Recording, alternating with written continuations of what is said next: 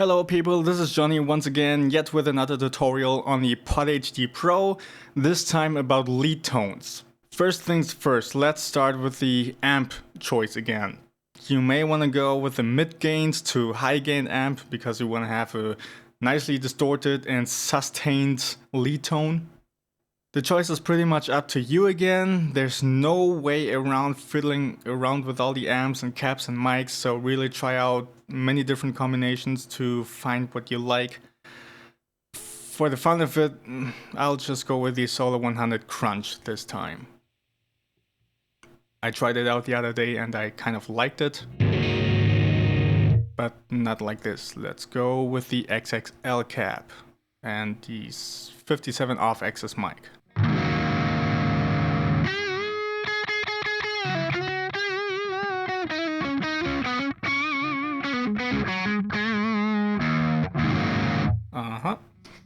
Let's see what we can do with the EQ.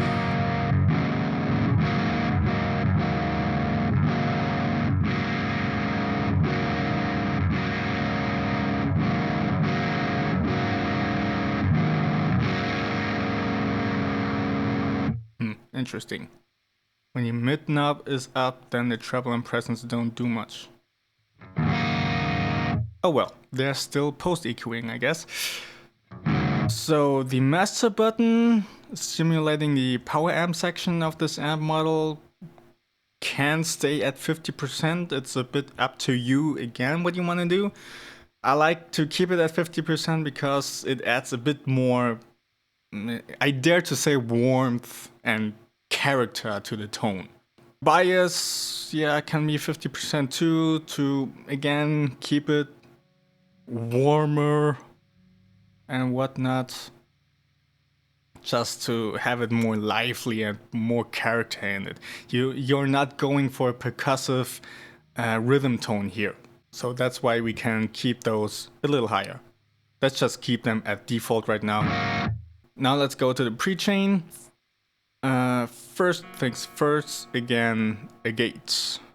And here it's pretty critical now to dial in the gate not too harsh, so we can leave a bit of decay time, and the threshold also not too high, maybe 30%, just enough to cut out the tone, because you do not want to cut out the sustain of the note that you are picking. Okay, that's just enough. Then afterwards we can go with a compressor again to add more sustain. So let's try the cheap comp, level 0 and threshold. You can dial down a little bit harder. So let's see without it.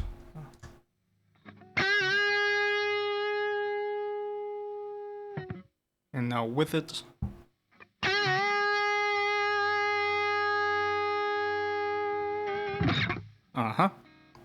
That's good.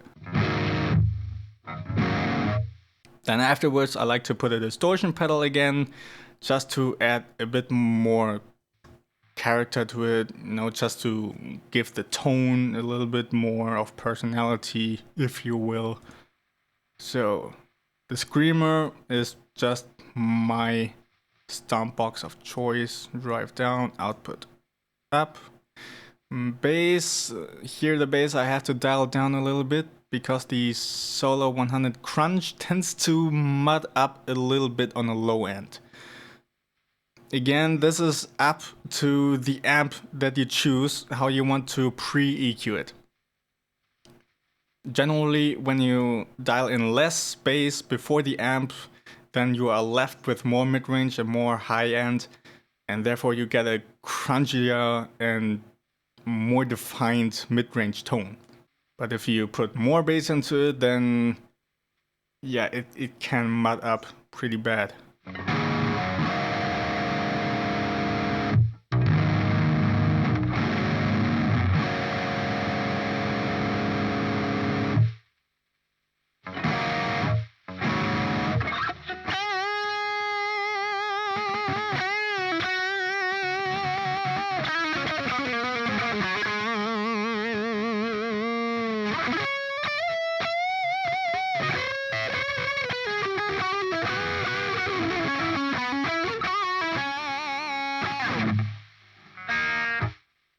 And then afterwards another gate.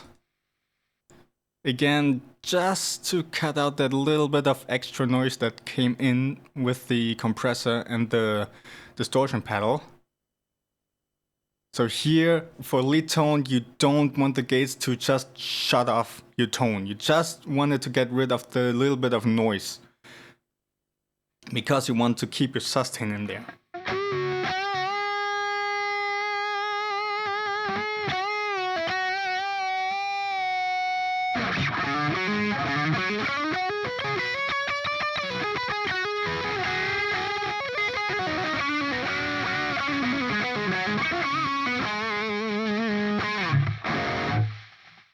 Now, afterwards, we can go again with some post EQing.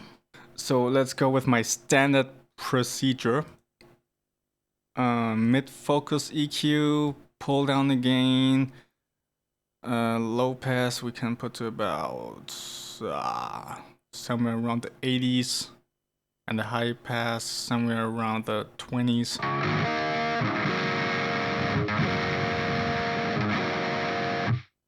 And then also very important, parametric EQ, freak to 70%, Q a tad higher, and gain a tad lower. Yeah, getting rid of this 2 kHz section, it's blah.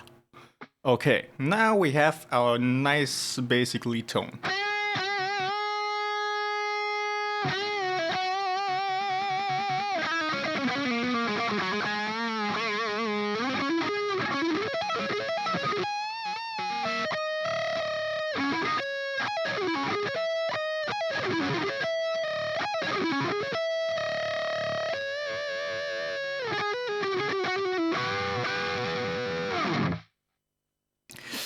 Now, afterwards, you may want to put a bit of delay and reverb. When you're simply playing and jamming, of course, you can put delay and reverb however you want. But when you are recording, I suggest that you do not use delay and reverb on the pot tone itself, but rather add it afterwards in your DAW. The reason for this is you usually record multiple takes of pretty much everything that you record, and then you cut the best pieces of each take together. But then when you have delays and reverbs already in the recordings and you cut them all up, then it can be very noticeable and stupid sounding. So rather record without delay and reverb and then do all the editing magic and then add delay and reverb in your DAW. It also helps to glue all those takes together and make them seem more like a unit. Okay, but for the sake of completing it all, let's add some delay and reverb in here. So let's just first go with delay. Let's use the digital delay. That sounds stupid. Perhaps a bit more feedback and less mix. Okay. And afterwards, a bit of reverb, so it doesn't sound too dry. Well, let's just take the chamber. It doesn't need to be all that noticeable as reverb. It's just this little hinge of room that you give it, this little bit of space, and this little bit of character that you add to it. It's like this sprinkle of chocolates on your icing on the cake.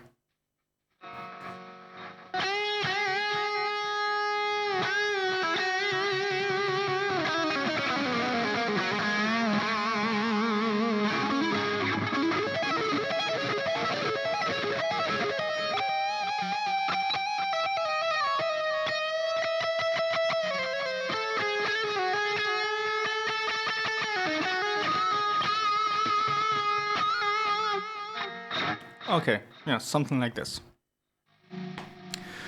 I hope you got the idea. Not too harsh gates, a bit more compression, and amp is to your choice. and then a little bit of delay and reverb. You see the signal chain is pretty much exactly the same as for rhythm tone, except for the added delay and reverb now. But otherwise, it's really just a matter of tweaking some parameters just a tad differently, and voila, you got a new tone. So I hope this helps you kind of, and yeah, have fun experimenting.